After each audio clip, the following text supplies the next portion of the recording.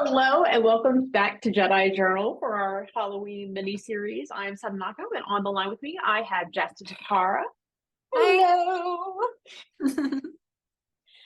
So today we're going to talk about creation of Force Ghost. Yes, you heard me right. So we think about the idea of creating or we think about ghosts in the terms of like something that's already existent, spirits that are already existent. And when we're using the term force ghost here, we're kind of just mostly talking about creating spirits, but we're going to say force ghost because that was kind of like a catch-all term in Star Wars. And so there's a number of traditions. I've encountered a number of traditions that create create spirits. Yes, that is something that is possible. So before I kind of talk about a little bit of what I have, and when you think of it, what do you think of it? Okay, when I think of it, I think there's two different practices at play when it comes to creating force ghosts. One is the involuntary practice where you're holding on to something so hard, or you're thinking about it so much, you're channeling so much energy into it that you unconsciously create it. And that would fall under sort of like ghost manifestation. You can actually like manifest a haunting or a poltergeist situation. Actually, a lot of poltergeists are thought to be unconscious manifestations of a person's energy. Then you have voluntary creation of force ghosts, which, like you said, there's a variety of practices that do that. The ones that I'm most familiar with are from Wiccan or witchcraft traditions, where you create thought forms, which you imbue with mission or purpose, and sort of send out into the world to do something and then come back to you. And you know, when we're talking about that, that's always an interesting area, because if you're actively creating something, is it alive? Is it a sentient being? If you're giving it complex actions that it needs to be able to react to, is that a kind of sentience you're imbuing it with? And if it is, like, what kind of ethics go into the creation of these things? So those are like the two very distinct areas that I think of when I think of this topic. Definitely. And so when I also think of it, I mean, there's obviously from Jewish tradition, which is the oh no, I can't think of the word. The golem, that's the word, golem. So there's the golem, and then there's also that some traditions somewhat believe that we create gods, and those are a collection of thought form, like from everybody, that we're putting our energy into this. And kind of, I think American Gods actually kind of put that into the storyline itself. But I mean, obviously that's not just a new thing. It's the idea of like creating these spirits and giving them life is something that's as old as time. The word that was used, like the first time I ever heard of it, was actually from this episode of So Weird, which was a series that played on Disney Channel for a long time when I was, oh my gosh, I just dated myself. But anyways, so like the word used was tulpa, which apparently is not an accurate term to what is used in Tibet, what it means, but that's effectively, or that was what they called it, and it's kind of invaded our language in spiritual groups. Is that tulpa itself is this kind of thought form that you give life to, and it could be like an imaginary friend can become that, and it manifests as, if you give it enough energy, it can actually impact the world around you and like do poltergeists or telekinesis or things like that in the creation of doing something for you to protect you. Golems took on more of a physical manifestation, and it was the spirit, the very breath, the spirit that was breathed into it was that ghost that was kind of possessing the actual physical form of it.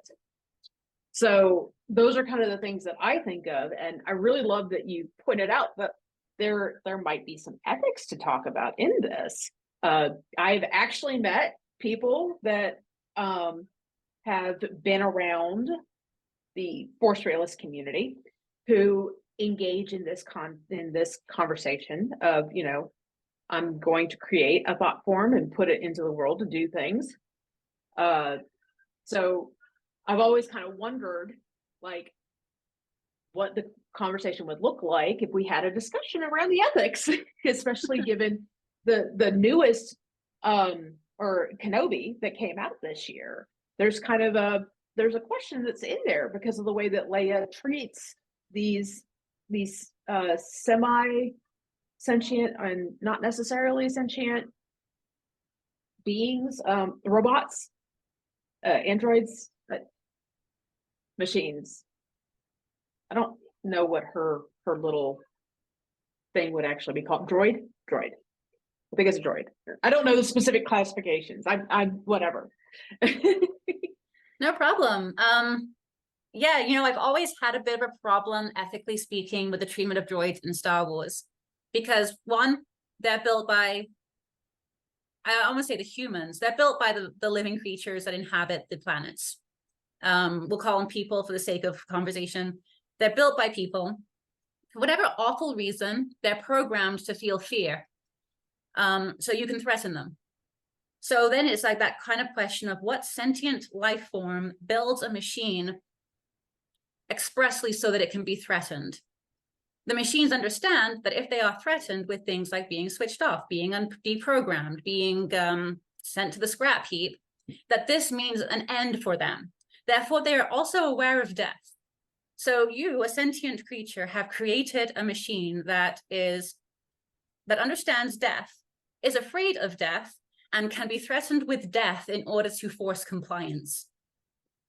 This is a serious ethical quandary why anybody builds droids, programs droids, or then uses droids in the Star Wars universe, full stop. I think Kenobi only highlighted it. It's been there since day one. And actually that does have an interesting parallel with the golems being physical creatures, like you said. You said that they are activated by the breath. And in Judaic mysticism, that's ruach. And ruach is specifically what God breathed into us to make us alive. And therefore, when you're creating a golem with breath, you are giving them the same life that we were originally given. And yeah, when you get into that kind of level of similarity, concept of death, understanding of death, fear of death, breath of life, shared breath of life, the why would you create these creatures becomes really an important question for anybody concerned with ethics to ask. Well, and in the case of the golem, I believe that the original story where we kind of have our image of what a golem is. Now, I am aware that it's tied back to either a Midrash or a Talmud story. I don't really remember, but it's not. I think that the original was tied to how these rabbis created a lamb that they could eat, and it didn't have sentience in it, but it was kind of where we get the idea of golem, or at least the original idea for golem came from in order to hit the medieval time frame story of this stone entity that was protecting the Jewish people. And I don't remember which city it was. Like, I should have gone through and researched this a little bit more. I'm kind of giving just a little bit of a, yeah. Anyway, so like that idea was that it was supposed to just, it kind of has more of a angelic concept to it, where some people believe that angels have no free will of their own, though, that's debatable given that there's a fallen angel, but so in this case, it's not given its own free will. It just responds in kind to protect the Jewish people. That's like its whole purpose.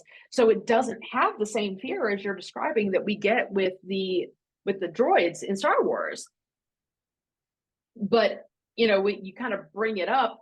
Why would God create us as sentient people that could be afraid too? I now that I'm thinking about that, that's the other interesting point of that we have this sentience and we have free will, and we're supposed to be able to fear, and realistically that fear was not installed in still the inside of us, according to Judaic or Abrahamic tradition in general, until we ate of the fruit of the tree of evil, good and evil, and knew that. And then suddenly we were afraid. And that's kind of where our fear springs from initially. So when we look at it from that perspective, there is the element of free will, and maybe in the creation process of trying to create this AI that could think for itself so that it could be of use to helping humankind's or well, species kinds, since it's a galaxy-wide thing. That was kind of the idea, because that's what we were supposed to be created for in Judaic or Abrahamic traditions. Was we were supposed to be here to facilitate, like if you read that the Genesis story and believe that, it says that we're supposed to be the people that cultivate the earth. We're supposed to be caretakers of the earth, that we were supposed to be here to help God with that. So that he had, like, I don't know if it meant that he was supposed to have more time, because maybe in their limited view back then, God didn't have, or limited view, I should say, maybe in their view, not necessarily limited view, God was looking for a way to expand his ability to do extra stuff. And so we were that means. And that's partially how he becomes omnipotent, omniscient, and so forth, is that he's working through all of us and letting us do his work. And that's kind of where we see, like, the droids could go in easier and get into things that we couldn't get into, spaces that we can't get into. And Leia certainly uses her, what is the name of that droid? She gave that droid a name. I don't remember either. But okay, I'll probably like put it down in the comments later, like down here in this thing, because I had to correct the record. Lola. By the way, I don't know if anybody noticed that. Yeah, Lola. There we go, Lola. Google so food Lola, for the win. There you go. But by the way, like if anybody was paying attention to that video last time, or if you weren't, I did have to correct something that I had said about the Christian Bible and with like how the Catholic Bible was written. It wasn't actually written from the Septuagint. It was Proto-Masoretic. So, I have it written down at the bottom, so you guys can go back and look at that. But anyways, so Lola is able to get into smaller spaces, and we see that play out.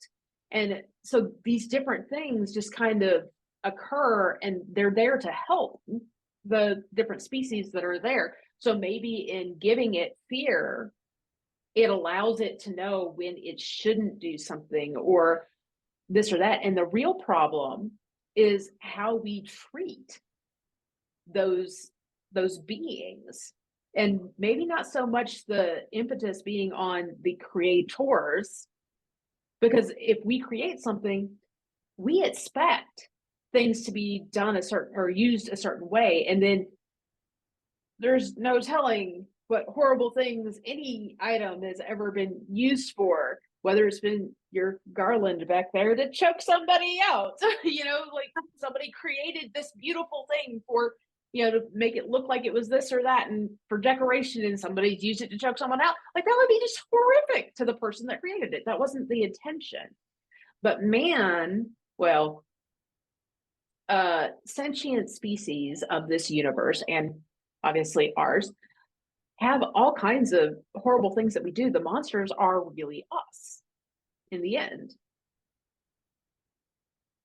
Sorry, I was a little... No, a healthy sense of self-preservation is probably good for droids, or for anything that you're sending out into the world, including people, so that they can be aware that, hey, if I do something like step on the third rail, I'm probably going to die, and I shouldn't want that to happen.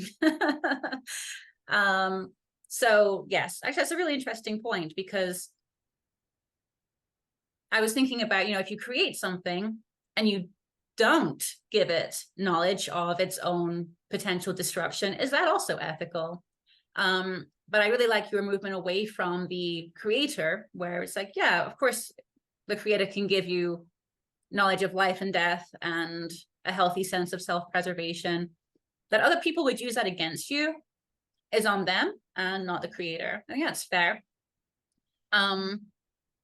So you just like totally destroyed an entire hour's worth of conversation about whether or not to keep those thought forms a sense of self-preservation. Well done. Well, sorry about that. Well, I mean, maybe I'm not sorry about that. But that is there is something in that, because I'm thinking about thought forms, I'm thinking about things that you send out into the world to do tasks. If you give them a sense of self-preservation, they're probably not interacting with people in a way that the other people would be aware of.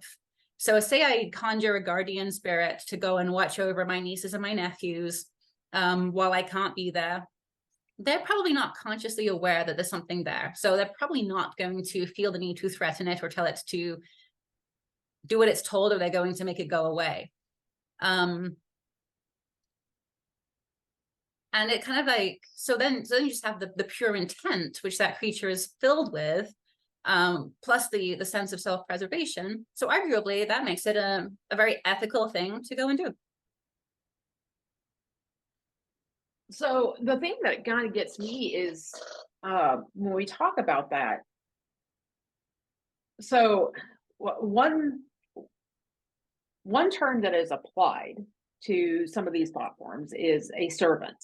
And when we look at it from that perspective, how we treat them is very important. Leia's like, I'm going to say thank you to this droid. I'm going to treat it like it is a person. And sometimes when we think of thought forms that are created specifically for a purpose, whether it's to protect me, protect someone else, or it's to do a task ritually, perform a ritual task, or to attack specifically, like if you have a servant that is there to attack the spiritual entity, like that is its purpose. It is specifically there to attack an entity that keeps attacking you. How you treat that entity, if it has some sort of sentience and can decide what it wants to do, because maybe it does have decision-making ability. You've given it enough that you fought to it, you fought for it, and it can diminish. Pavlov's dog, shrink away just like any other human will. Okay, well, you keep telling me to do this, and I'm no good at it. I'm no good at it. I'm no good at it. I'm no good at it. And or it goes and really lashes out, because the sentience can go either way. And it causes collateral damage to whatever's around, or then it turns on you, because maybe the creator of it gave it that ability too. Is like, hey, if you're the one that is unjustified in whatever, it will come after you. Just fair warning.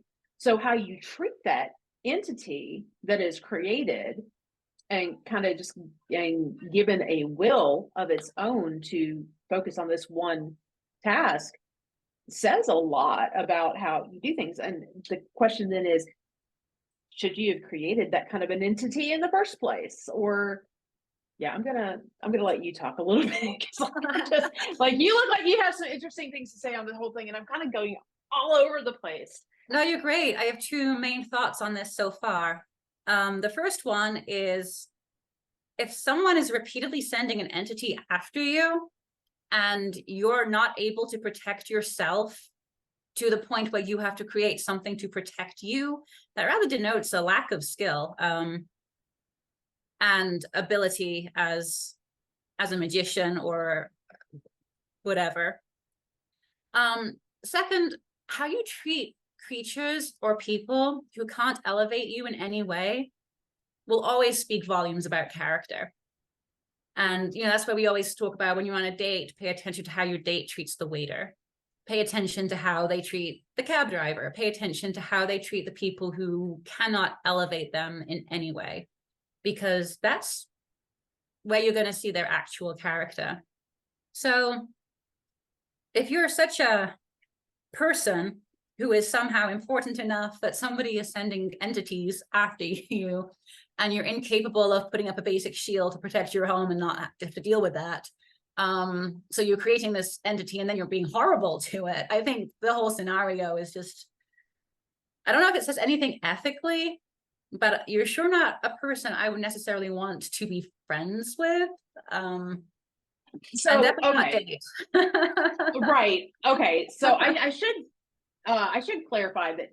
I mean, that's a very good point. And I should clarify that what I'm talking of is actually people who purchase these things. Like, they are not necessarily practitioners themselves, but they don't believe that keeping a tiger's eye next to them is going to be enough. They need something that's going to protect them. And so they go out and they're like, hey, there's this mystic somewhere in I don't know, Africa. And they can conjure up spirits, and they can do this, and they can create spirits. And I don't believe that the turtle shell is going to be enough, or the turtle heart. No, no joke. I know someone who was like, I contracted a person to get me a turtle's heart for a ritual to protect myself. My husband was like, if the turtle's heart is exposed, clearly it's not going to protect you, because the shell itself was able to get broken into, and that was the exterior, especially like, if you want to be protected, use the shell. But like, I know this happened to somebody that, like, I kind of just met walking around town one day when I was living in Pelzer. She was like, yeah, I worked with this person, I really needed to check in on my family member on the other side. And I'm like, I don't know why you're talking to me. I'm just going to tell you not to do that. You know, I'm not going to work with you on that. And they're like, well, see, I did this thing and it was with a turtle. And I'm like, a turtle. But so anyway, so my point is, like, they create this for someone who is not really versed in anything. They so they're being well, they could be swindled. I mean, we don't know. Turtle's heart is swindling, in my opinion. But yeah, whatever. They can get away with selling it somehow, but so you're either getting swindled and snake oiled, or you're actually getting a quality product from someone who is doing this for you, to help you, and all kinds of things. Like, in ancient man would do different rituals and whatnot, so maybe you can't conjure it up, but this other person does. And so then they send it out, and they're the ones that created it. And maybe they thought, okay, so I need to give it this, I need to give it that, and you come up with all these things to make sure that it's going to work for that person. But then they give it this life that allows it to possibly turn against its owner. And there's ethics in that, but there's also ethics in buying that at all. Like, you are taking on the risk that it's going to turn on you. That's one. You're taking on the risk that you didn't get one in the first place. Someone swindled you. But all kinds of different things. So you're right. How you treat people that don't elevate you is one thing.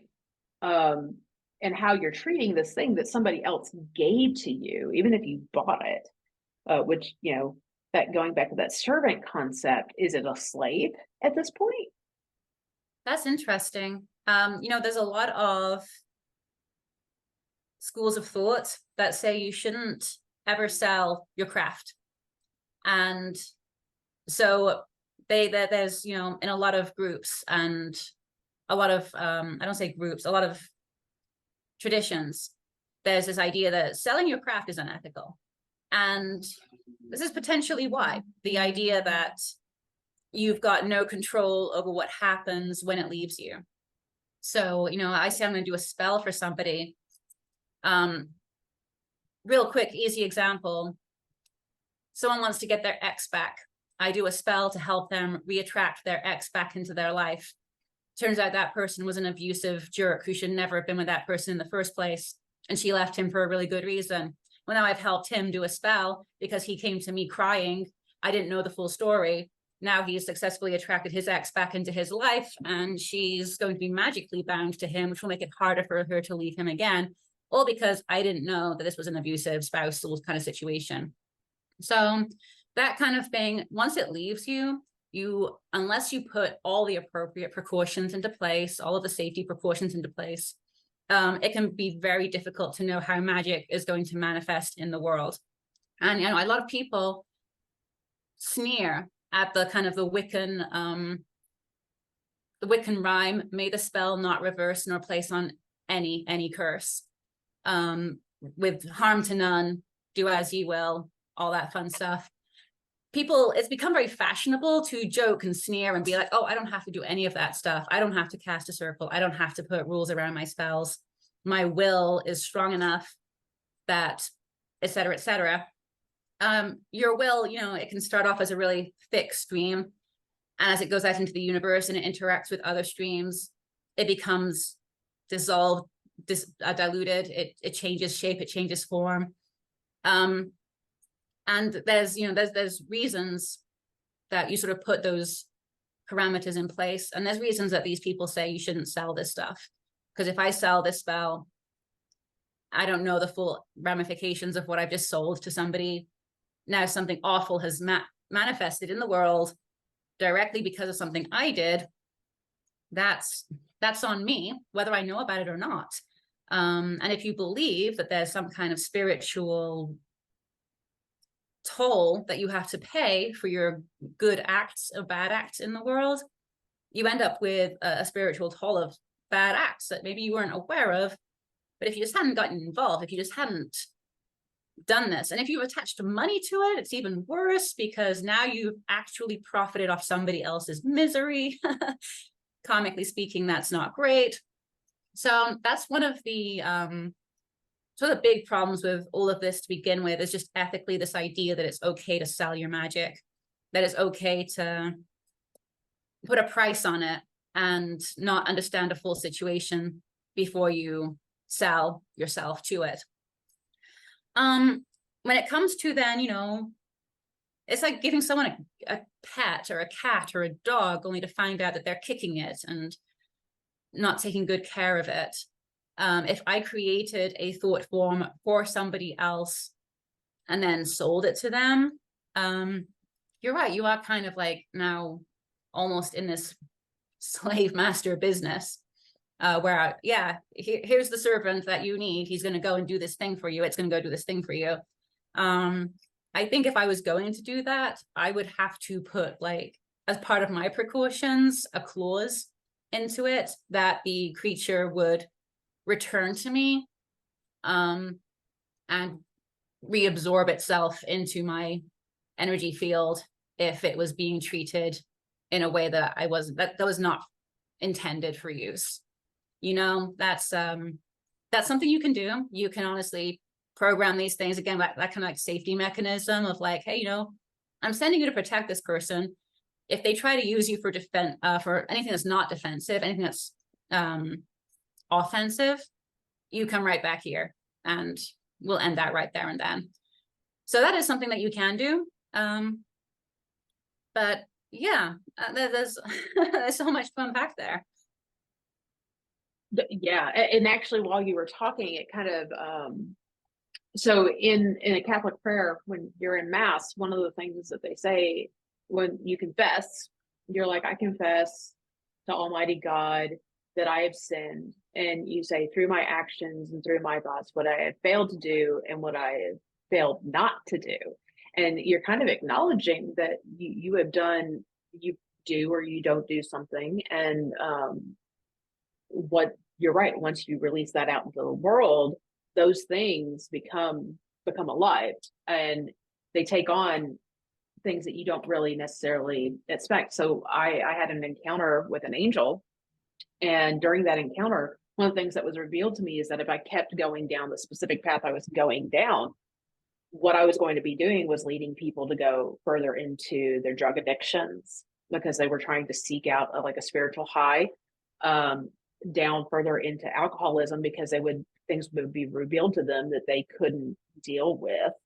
And basically what it looked like now that I look back at what it was that I was supposed to be setting myself up to do at this point. Like if I don't know, maybe I think that in the vision I was either going to own my own shop or I was just going to be a really big spiritual leader for paganism. I couldn't really pinpoint exactly what it was, but I was somebody that kind of was a big enough name that when I released something to somebody, I didn't have to see them again in my head.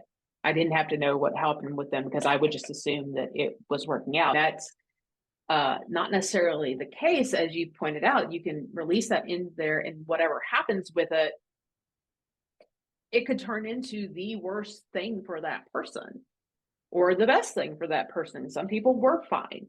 But you have to recognize your cause and effect is just a little seed. You planting, as they say in the Bible, you can plant just a little seed and it can either grow or it can, well, if we know a lot about different things that happen, different plants become invasive and they suffocate what's around them. So it could become whatever. The seed that I plant is going to grow and become something, but what, I don't know, because I don't know what I've put into that seed in my creation of it. So when we're talking like doing the spirits and whatnot, bringing that, creating that. So I like that you're like, yeah, you can put a clause in there. If you're getting treated poorly, you come back to me. If you're doing something that you were not programmed to do, you come back to me.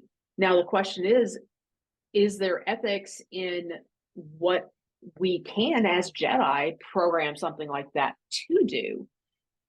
Like, could I program it to help bring somebody money? Is that really the right thing to do? Because if you do that, maybe it can cause other people to get pushed down. There's all kinds of weird ethics around like money spells that people talk about, or what are we allowed to let that happen if our goal is to be guardians of peace? Well, I think a big part of what we're talking about here is what role does personal responsibility play for the Jedi and how far does it extend? So you're talking about how if you reveal something to somebody and they can't deal with it and they develop a drinking problem, where does your personal responsibility for that person end? Is it, should you not have told them in the first place because you should have known they couldn't handle it? Why would you have known they couldn't handle it? Why is that your personal responsibility? If they then, go down this spiral, is it then your duty to help them because you're the one who did it? At what point does that end? At what point do you have to cut them loose and say, hey, I tried to help you, but I can't? I think sometimes with Jedi in general, there's a tendency to take on too much responsibility for other people. There's this idea of like, I can help this person. And because there's a tendency to take on too much personal responsibility, it introduces questions that don't necessarily even have to come up if you had just gone with the assumption of, I don't have to help these people. Qui-Gon Jinn, we don't have to free the slaves. We're not here to free the slaves. Right. That's, a very strong use Help of that one kid right there. That one kid who is off the chart with his midi-chlorians. I'm going to help that one kid. And then Obi-Wan Kenobi deciding I'm going to take on Qui-Gon's responsibility. That's a choice as well. So I think first and foremost, you have to be really careful who you decide you're going to take responsibility for. And I also then think you have to be careful, though, and conscious of who you're not taking responsibility for. So, you're choosing to not take responsibility for the person who can't handle the revelations by saying, I just won't give them the revelations. I'm not going to take on that personal responsibility. I'm not going to tell it to them. I'm just nothing to do with me. Not my monkey, not my circus. Yeah, exactly. So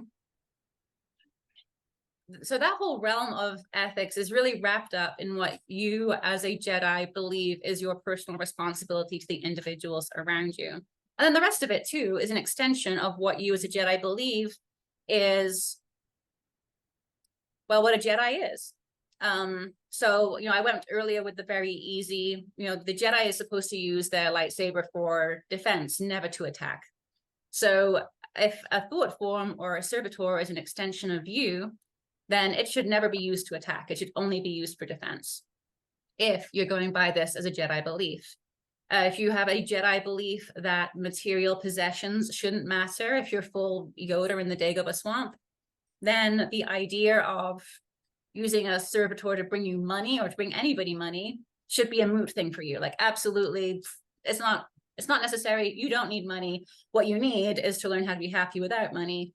Therefore, I'm not going to do this for you. And so I think everything, I have to separate out Jedi values that are kind of universally agreed upon from personal responsibility, because I feel like personal responsibility is the one thing that Jedi historically can never agree on. How much are you responsible for the people around you? How much are you responsible for their well-being? How much are you responsible for your role in their lives? When do you just cut it loose and say, yeah, I'm not responsible for your reactions, your behaviors? Because you could equally say, I had this amazing revelation, then they go and like drink themselves to death, and you're just like, well, that's their problem. You know what I mean? So that line, I think, is a little bit different to these sort of objective Jedi values.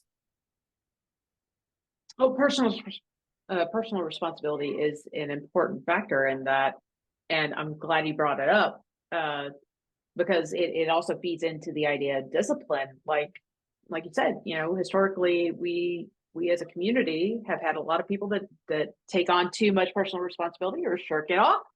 And discipline is to sit down and think about, is this before acting? And that kind of really goes to the Jedi Code itself, is, you follow in line with, is it emotional that I'm doing this, or am I doing it from a place of peace? I mean, it might have started out as emotional, but now that I'm in a place of peace, is this the right thing to do? Moving on to knowledge and ignorance. Well, let's just look at what the pros and cons are, what might happen, and weigh them out. But from a place that is not emotional, because maybe if you make that revelation to that person, you could think it goes either way, but my emotion would be the fear against them going and drinking themselves into a stupor. Now, if I am aware that they actually are an alcoholic, like that is part of my knowledge, and I look at it and I think, okay, well, now that I know what causes them to go towards this end, does this prophecy meet those, or the revelation meet those qualifications to cause them to go that way? But that is coming from an angle of knowledge and ignorance, not from a place of, I'm afraid of what's going to happen. And admittedly, when it comes to me and my spirituality, fear has been a prominent player in there. There's been a struggle that I've been having with regarding something that's at my church, and I've been finding that fear is a factor in whether or not I want to even try it. So there's that, and then there's, then you move on to passion and serenity. Is it from a place of high emotion that I am wanting to do this, to do or not do this? Can I get to, or is it serenity? And I don't know. I'm kind of that line kind of meh. It feels too much like the first line. I don't know. So I kind of just throw it in there. But then the next one is chaos and harmony. Will it produce a harmonic reality, or is it going to throw everyone into chaos, including myself? Because if I'm watching this happen with this person and I know that I was part of it, I'm going to go in chaos. I'm going to feel really bad. But if it will produce harmony because it's demonstrating, I don't know, that the force is real or whatever, and then letting it go, finally you get to that last part, death yet the force, or death, there is no death, there is the force, in which case after you let it go, the force carries it however it's going to carry, and you have to be at peace with, even if what you think is going to happen isn't the way that it goes after you've figured it all out. Maybe you really didn't think they were going to go alcoholic, And then finally, when it does, that was a change you gave them, because I look at death from the perspective of change, and it didn't go the way you wanted it to. So you have all of these things that go factor into it. And yeah, so there's that. And I also liked how you pointed out that you really have to look at the ethics of how you see the Jedi path itself before you determine what is okay or not okay to create these thought forms for specific purposes where they're helping somebody. Like, what is your definition of a guardian of peace? Is it that people are able to find inner peace and maybe money helps them get there if they're living in a cockroach infested trailer? Like, you know, so those are all kind of just factors. I always like the phrase, money doesn't buy happiness, but it sure makes a lot of things easier. For people Yes. who don't have money, money sometimes is exactly what they do need. One quick thought on the Jedi Code, of course, passion, the root of that is the Latin passio, to suffer. So one way you could look at that in line of questioning is, will this cause suffering? Or will this promote harmony in the person's life? I like that. Okay, that harmony, really transforms that line. Yeah. That really transforms my understanding of that line. Yeah. It's interesting. Your story about the revelation and the fear of what it would do to the person reminds me of a story that I heard when I was a teenager and I was just learning the tarot. And I don't remember if it was like an urban myth, one of those things that somebody knew somebody, or if it was actually a real story. But the story goes that this teenage boy went to the fortune teller at the local fair to get his tarot read. And as she's turning over the cards, this whole thing is just getting progressively worse. It's just descending into darkness, doom, gloom, absolute despair, to the point where she stops the reading and she tells the boy, I'm not going to read anymore. There's too much darkness here. And she refuses to read anything more. And 2 weeks later, the boy kills himself because he couldn't live with the not knowing what she had seen. And that question of, did she make that happen? Or was that what she saw was going to happen and refused to read, is one that was put on my shoulders as a teenage seer living in my little village, being raised to do this stuff. And it always really stuck with me. Because on the one hand, do you ever have the right to withhold information from another person about them, even if you think it'll only cause suffering if they know about it?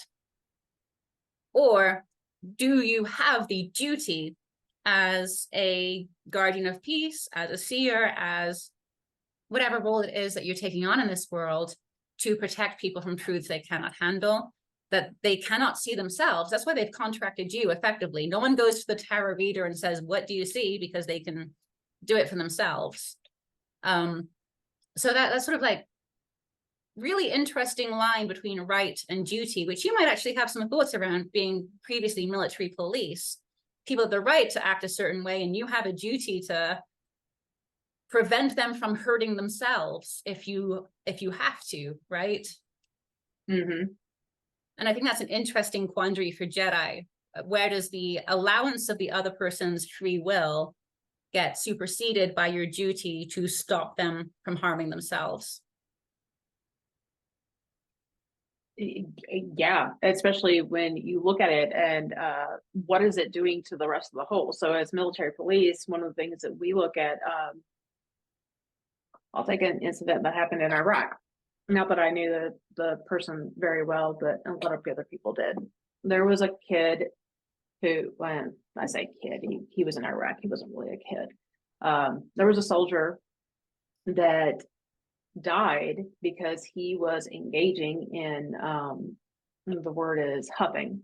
So for anyone that doesn't know what huffing is, there you get a aerosol can of air, and then you shake it up, you flip it upside down, and you You just inhale it, and it displaces oxygen in your lungs. And if you do, it doesn't matter. Even the first time you do it, you can die, but it creates this euphoria in your head and replicates different things. Well, this kid died after months of doing this. Like he did this for a long time, and he would just kind of have like little parties over, and he died in his chew one night, and another one almost died, but fortunately somebody was able to get into the room and called our medics out to get both of them to the medics tent, which was kind of far off. But we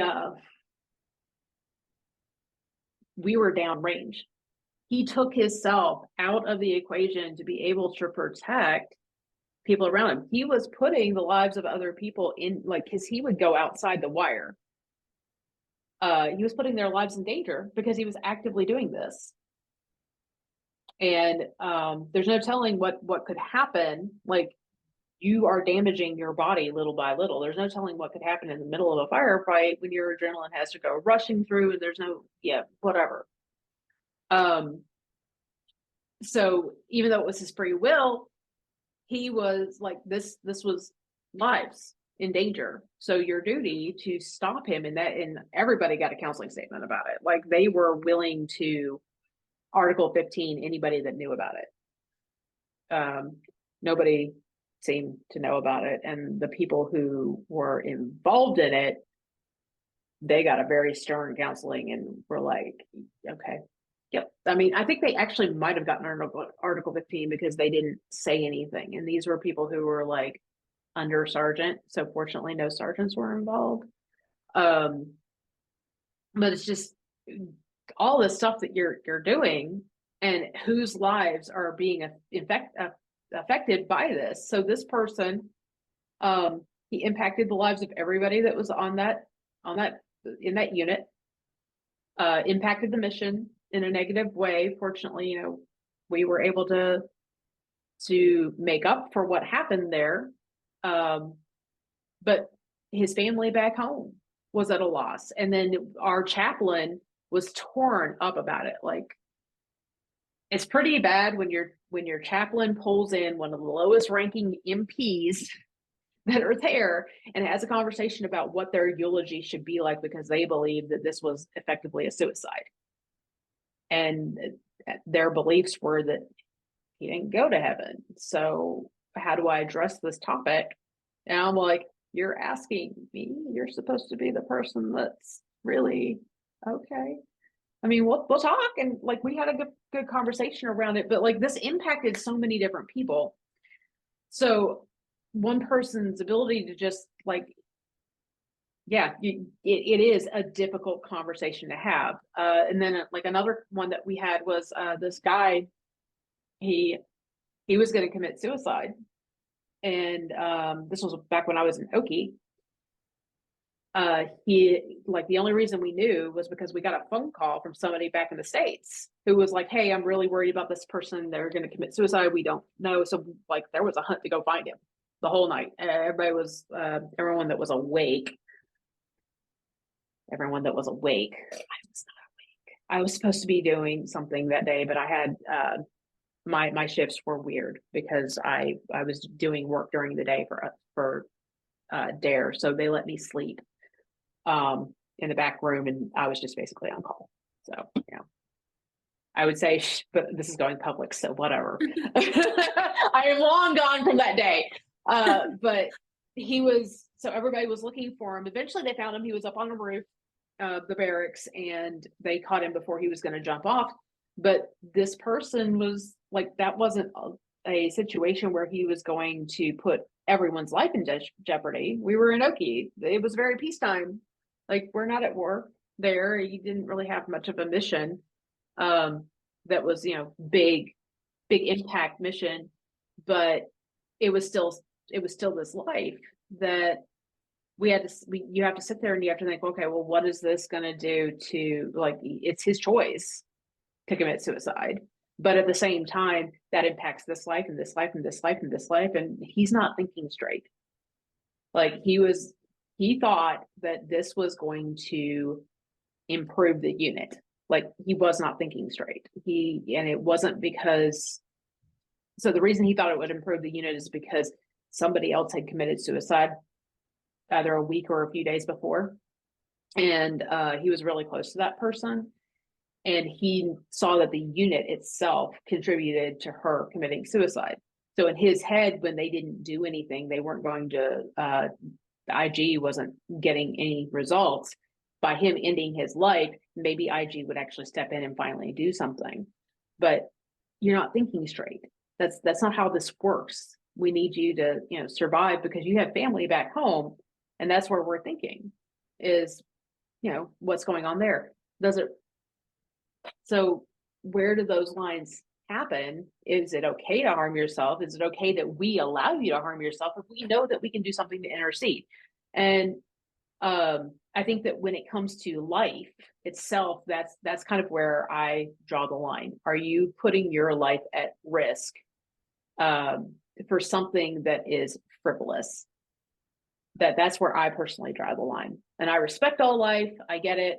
The only time that I think that life being ended by my hand is okay is if they're trying to end my life, in which case I respect your decision to come at me, bro, and take your chances at what I'm going to do. Okay, I have a gun, and you probably either you took the risk of knowing that I may or may not have a gun aimed at you that can aim at you.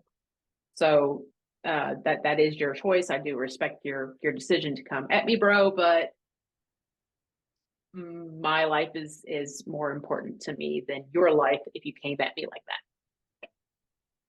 I think that's why the inclusion of Pasiya or suffering in the Jedi Code is so important, because I feel as though we value all life is often too much of a blanket statement. This is getting very heavy, and I don't want to make it heavier, but it's like when you get into conversations about abortion, when you come at it from, well, we value life, it raises a lot of questions. Is the mother's quality of life weighed the same as the child's quality of life versus the inherent essence of life being valuable? Quality of life versus inherent value. We can all assume that life has inherent value as Jedi. No argument on that. But when you get into this question of, will it cause suffering? And which path will cause the least suffering, or which path will cause the most suffering? Then you can get into these really nuanced situations. Your colleague who was talking about ending himself because he thought it was the right thing to do, the amount of suffering he would have caused if he had succeeded serves as impetus to act. You have to intervene because he's going to cause so much suffering, even if he's got his free will and he's allowed to end his life. Assisted suicide, you can weigh the suffering of the person who wants to die on the hospital bed against the suffering of the family, and you can say, wow, which one really is the more relevant and least amount of suffering that actually matters here. And then again, with the young man who killed himself through huffing, I think you said. Huffing, yes. Yeah, absolutely. And it should be noted that he did not intend to kill himself. So, but anyone who knew that he was engaging in that dangerous activity should have intervened, because they should have had a sense of I shouldn't say anyone, any Jedi who were aware, if there were any Jedi aware, would have had that moral impetus to intervene, because they would have known or been able to gauge the amount of suffering his passing would have caused, as well as, like you said, the danger he's doing to his, again, colleagues who were stationed there with him, who needed him to be at his best, not suddenly dying because he damaged his lungs last week. Yeah. And when you sort of weigh things in terms of suffering, and you bring this back to Force Ghosts, actually, is the creature you create going to suffer? If you create this manifestation and send it out into the world, will it cause suffering once it's out there? Anything that can turn against its buyer should probably have like a self deactivation clause in there so that it doesn't, just to be honest. And then, you know, force ghosts that are unconsciously created, always being able to look back at, well, what passion caused them to come into existence, what suffering created this this manifestation, this spirit, this poltergeist, this ghost, and how, you know, can you address the root cause of that suffering? I don't know. I feel like you're right. Like a lot of people or a lot of Jedi, they get passion and emotion and they just like don't know how to pull them apart. But understanding, you know, the passion as suffering unlocks a lot of nuanced conversations, I think, within Jedi ethics. Yeah, it really does. Like it really did transform everything for me when you said that. And I've been in the community for 21 years now. Like I never thought of it from that perspective. So, you know, hey, everyone, if you're listening, old Drog learning new tricks. Like this is how we develop and we learn from each other. We talk to each other and we gain new perspectives. No one knows everything. We get what we know from the people around us, which is, you know, really a beautiful thing. So that suffering, yeah, man, bringing that into the conversation of how much suffering is going to happen with this entity that you have created. Will it suffer if it continues? Like, if it's like, okay, so my drive is to do X, Y, Z, and I have sentience, and I can, like, if it looks at it, let's go with the money thing. So, we can suffer when we see that something that we gave someone actually turns out to be worse for them. So we can, if we stand somebody up and put them out in the world as being like, okay, here's a leader, and we gave them that leadership too early, and then they go through and their that responsibility causes them to cause suffering to other people because now they feel like they're in an elevated spot. And now I can look down on other people because now I have this and it's going to help me. Is that also suffering for the entity that you created to help them get money? If that entity has the ability to look at it and think, oh, but this is my purpose, I have to do this. That's the interesting question again of programming droids with awareness of consequence. If you specifically program your entity to be aware of consequence, then yes. If you don't, then no. And I think that comes back to the ethics of, do you give it awareness or not?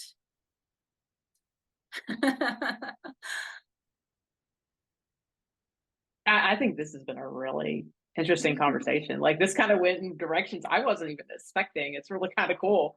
And I hope that, you know, we've been able to get other people jogging their thoughts. Before we close out, is there anything that you wanted to add? I think the main thing I would add is that as Jedi, we desire to be forces for good in the world. We'll never have all of the knowledge of every situation. We'll never have every possible awareness of every possible outcome. Sometimes I think that if you're asking yourselves these questions and you're thinking deeply, and then you're going into the world and just doing the best you can to be a force for good with the knowledge you've got, you have to also cut yourself the slack to say, that's good enough. We're not omnipotent. We're not God. We're not able to see how our actions are going to impact people 8, 10, 9 years from now. I think as long as we are trying our best, we're doing it right. I think that's what all this has brought me to. We're trying our best to relieve suffering, to promote peace, to have full knowledge of everything, to promote the force and not death, to be forces for harmony, not chaos. As long as we're doing our absolute best to ensure that's true in our everyday lives, I think we're doing okay. That's all I've got. So I think that the only other thing that I would probably add is in everything you do, you have access to different documents. You have the Jedi Code, we have the Jedi Compass, we have the 21 Maxims, the 16 teachings. Like there's a lot of material in the community that you can go and you can look at, and you can start trying to form your thoughts and opinions on these conversations of ethics based on what you're reading. Because they, even if you don't agree with everything, they give you a starting point of where to start putting your thoughts. Do I believe this? Do I believe that? How does this interact specifically with decisions I make? And it doesn't even have to be like the creation of Force Ghosts, just in general. You are creating, in a way, you're kind of creating this ghost of an entity you want to be in the future. And that is, you know, an image that you can develop. And then as you're developing what that image looks like, you grow into it. So, yep, and that's what I'm going to say. So thank you for joining us at Jedi Journal for this Halloween mini series. And I hope that you have a really awesome Halloween or Samhain. Samhain. Okay, there we go. Samhain. If that's what you celebrate, or Day of the Dead, whatever it is that you celebrate. Also, if you are looking to possibly join me and my friend Gabe, we are doing the Labyrinth of Release on Monday, the 30th of October at 7:30 p.m. Eastern Standard Time. And that's like, if you go to Facebook and you look up Labyrinth of Release, there is an event page. You can sign up, you can go there, and it's already got everything preloaded. But that'll help you keep in memory of what's going on.